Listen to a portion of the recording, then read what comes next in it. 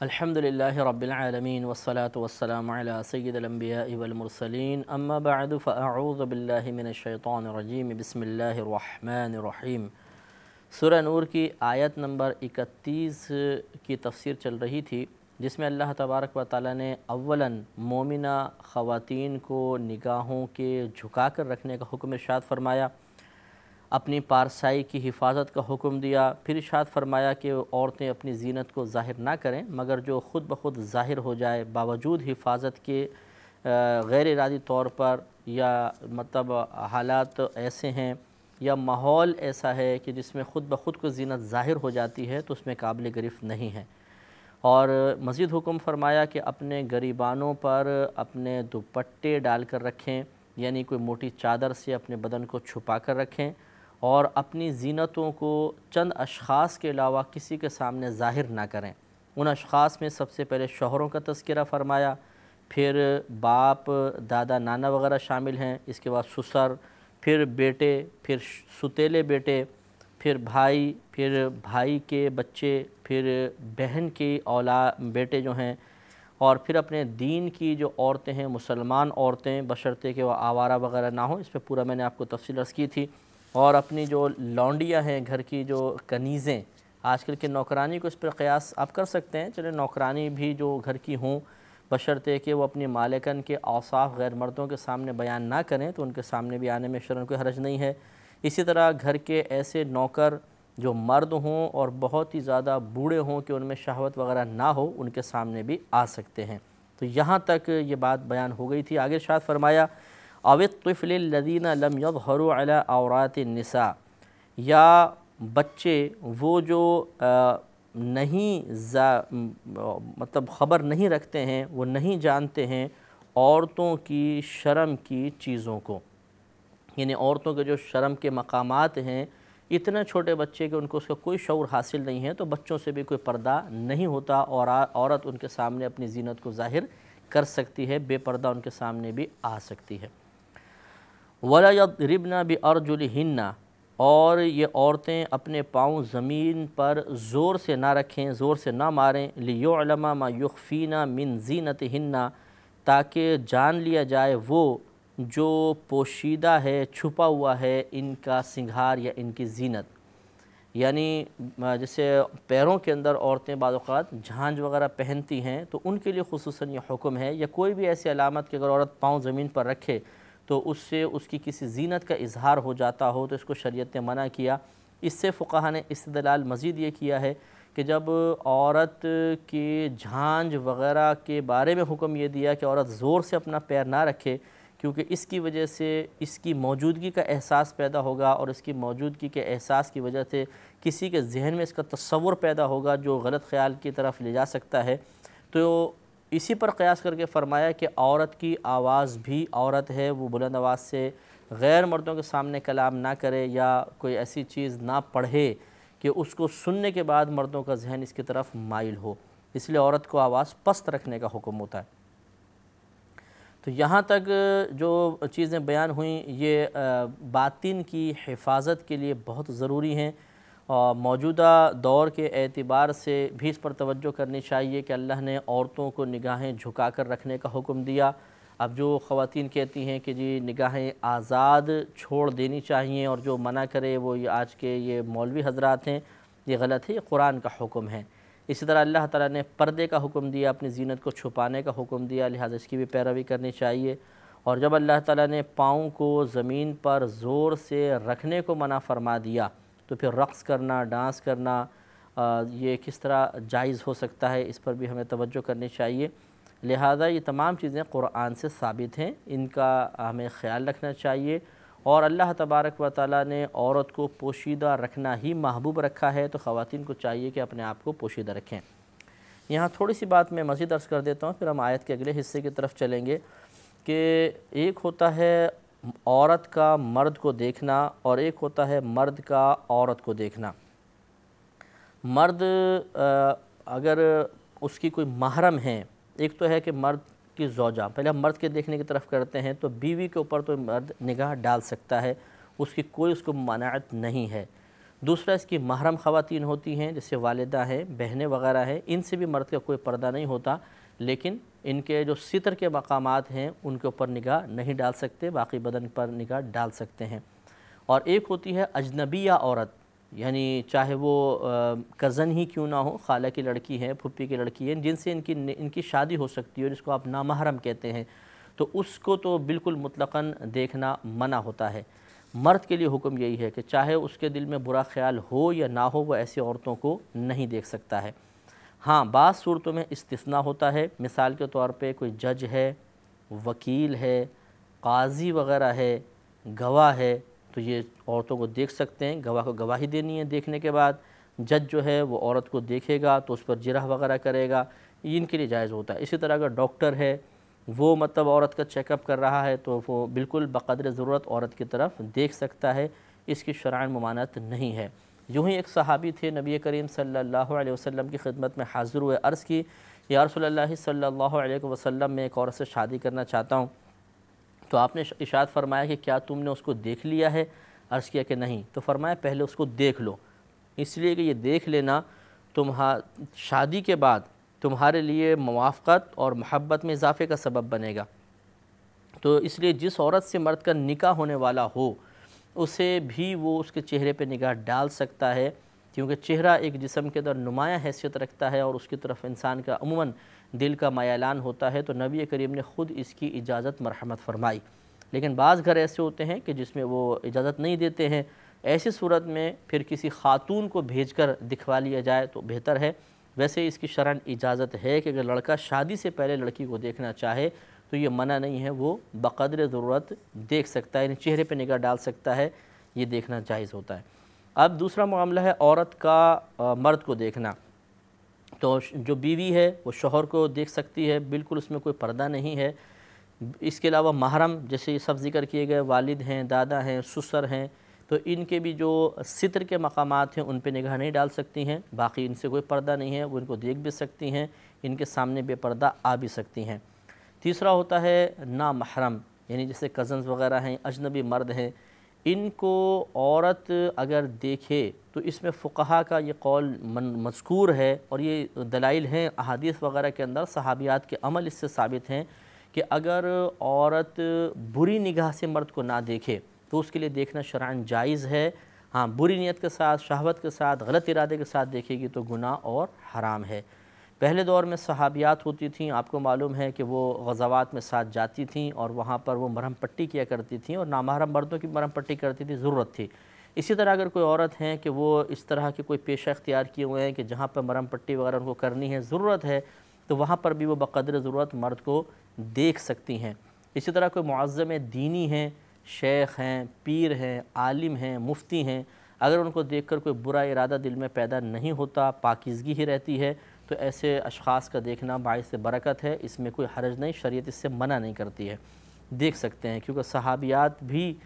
زیارت ان کے کرنا ثابت ہے، اس میں کوئی حرج نہیں ہے، دیکھ سکتی ہیں، لیکن وہی بات کہ تمام قیودات شرعیہ کا لحاظ رکھتے ہوئے۔ یہ اللہ نے احکام بیان فرمائے، پھر آگے ارشاد فرمائے وَتُوبُوا إِلَى اللَّهِ جَمِيعًا أَيُّهَا الْمُؤْمِنُونَ لَعَلَّكُمْ تُفْلِحُونَ، اور اللہ کی طرف اے مسلمانوں تم سب کے سب توبہ کرو، لَعَلَّكُمْ تُفْلِحُونَ، تاکہ تم فلاح پا جاؤ، کامیاب ہو جاؤ۔ یعنی اگر کبھی ایسی بدنگاہی ہو گئی ہو، شرمگاہ کا غلط استعمال ہو گیا ہو، یا خواتین نے اپنی زینت کو کسی غیر مرد کے سامنے ظاہر کر دیا ہو، ان تمام صورتوں کے اندر ہمیں چاہیے، اور اس کے علاوہ بھی ہر قسم کے گناہ کے بارے میں ہمیں چاہیے کہ اللہ تعالیٰ کی بارگاہ میں توبہ کریں، کیونکہ توبہ فلاح و کامرانی کا بہترین زینہ ہے۔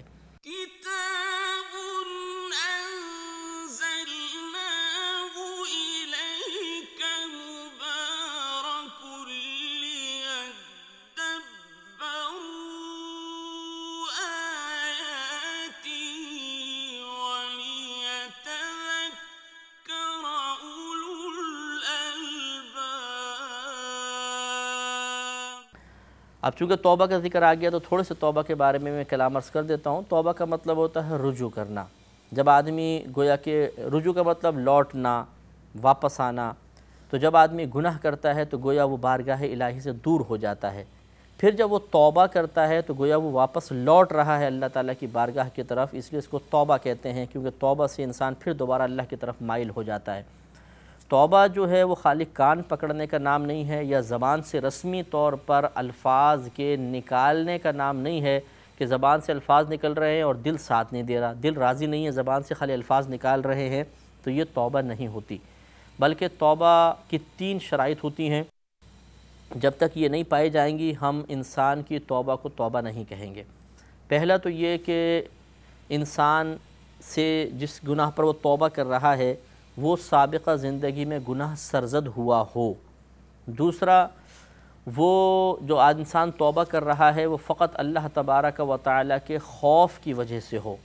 اور تیسری شرط یہ ہوتی ہے کہ آئندہ اس گناہ کو نہ کرنے کا پختہ ارادہ۔ ابھی جو حدیث ہے نبی کریم نے فرمایا کہ الندم توبۃ،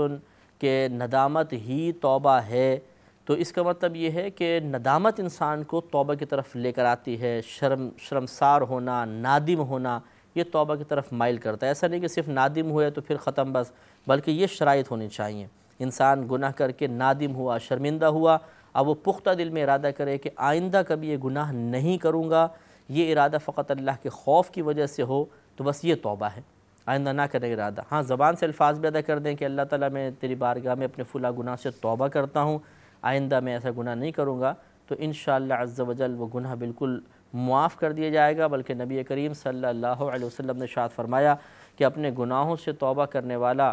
گناہوں سے بالکل ایسا پاک و صاف ہو جاتا ہے جیسے آج ہی اپنی ماں کے پیٹ سے پیدا ہوا ہے۔ تو اگر انسان یہ ارادہ کر لے تو انشاءاللہ کہ یعنی میں آئندہ کبھی گناہ نہیں کروں گا تو نام اعمال گناہوں سے پاک و صاف ہوگا۔ اب اس میں علماء کا اختلاف ہے کہ کیا تمام سابقہ گناہوں کے بارے میں اجتماعی طور پہ توبہ کرنا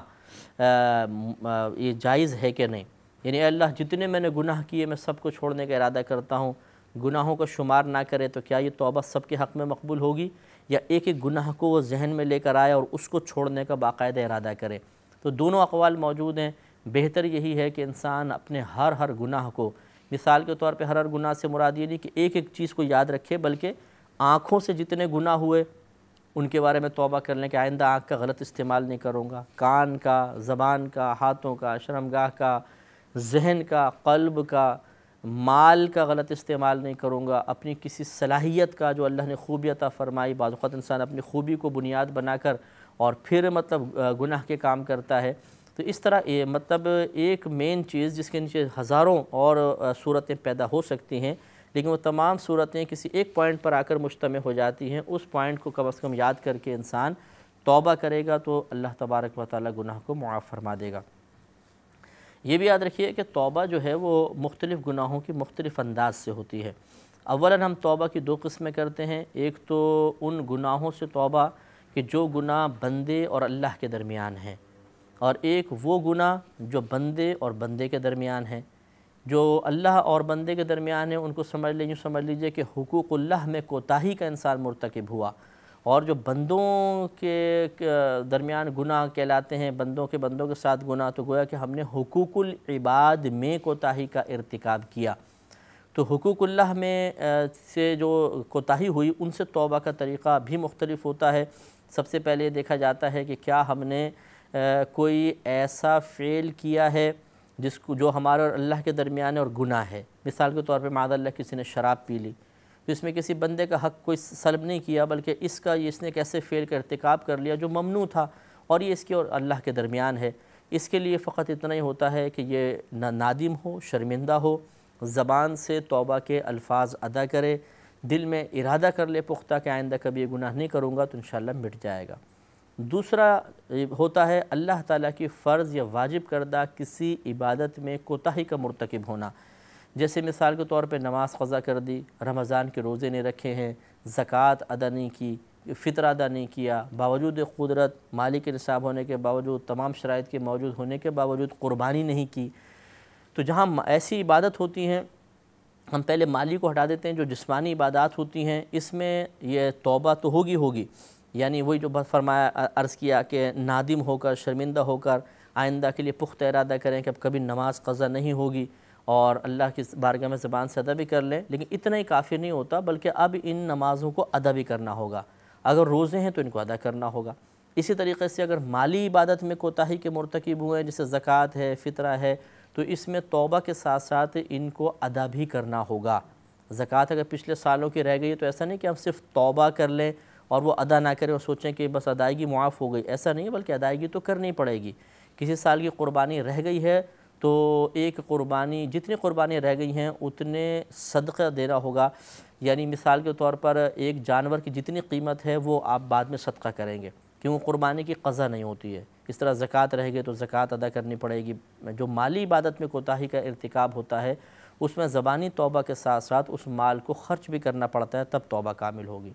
تو اللہ تبارک و تعالیٰ کے حقوق میں کوتاہی کی 3 صورتیں ہو گئیں کہ ہم نے کوئی ممنوعہ چیز کا ارتکاب کر لیا، یا عبادت جو فرض واجب قرار دی گئی تھی بدنی عبادت اس میں کوتاہی کا ارتکاب کیا، یا مالی عبادت میں کوتاہی کا ارتکاب کیا۔ تو تینوں صورتیں آپ کو عرض کیں۔